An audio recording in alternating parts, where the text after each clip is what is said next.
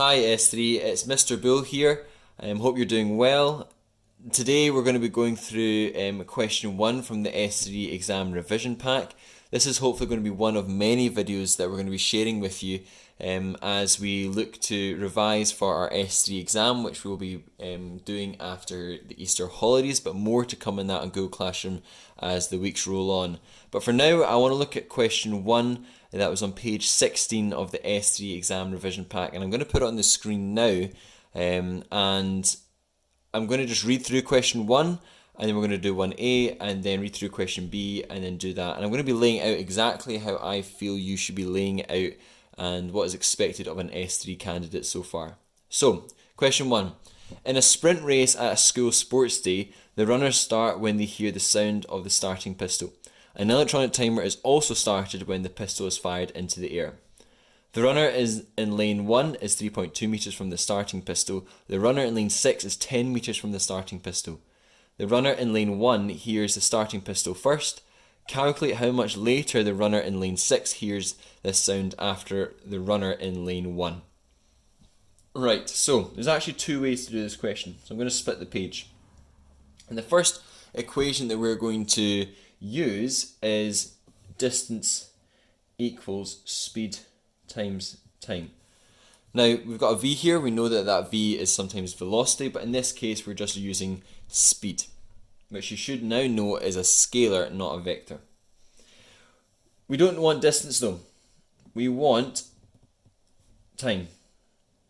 And to get time we can do our triangle, and we can cover up the t. Now if we cover up that t, we see that we get distance divided by speed. So I am going to put the time here, distance at the top, divided by speed. Now, the question's asking to find the difference in time between lane 1 and lane 6. So the first way I'm going to be doing is finding out the time it takes to get to lane 1, then finding the second time it takes to get to lane 6. And once we've done that, I'm then going to find the difference of those two, and that should be the delay in time from response from lane 6 to lane 1. So, the distance for this first one is 3.2. Maybe I could even do t1 here for lane 1, divided by the speed. Now the speed of sound is 340 meters per second. That is in your data booklet. If you didn't know that, don't worry, it will be in every exam and test you do, and it's at the front in your data booklet along with the speed of light as well.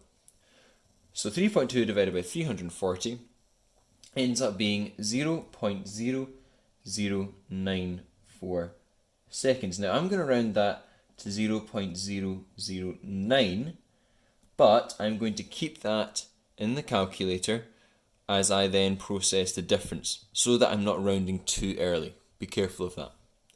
Let's find out the time it takes to get to lane 6. So the distance divided by the speed again, we've got this time 10 divided by 340, and 10 divided by 340 is in the calculator 0.0294 seconds, and this time I'm going to round that to 0.03 seconds. However, again, I'm keeping this in the calculator and I'll be finding out that the difference between the two. So now that we've got the seconds and takes from the sound of the pistol to lane 1 and lane 6, we need to find the difference between these two to answer the question and see how much of a delay there was between them. So to do that, I'm just going to do something like t difference.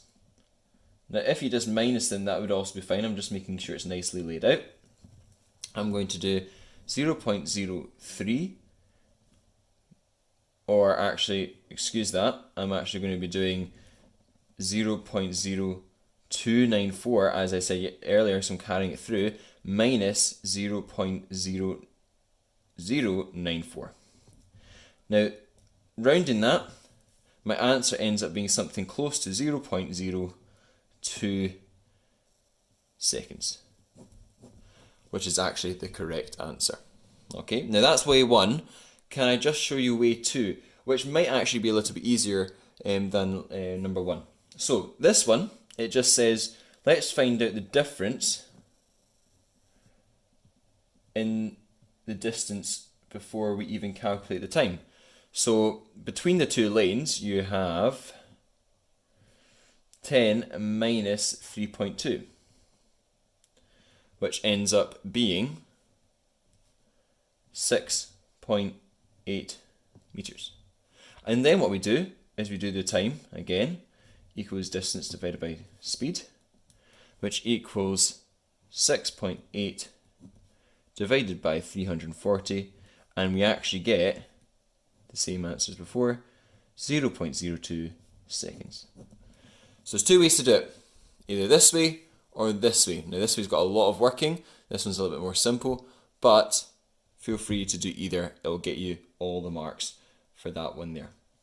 For B, I was A up there. For B, we are asked, a sensor detects each runner crossing the finishing line to record their time. The table gives information about the race, and it has a table there of the times that they finished in.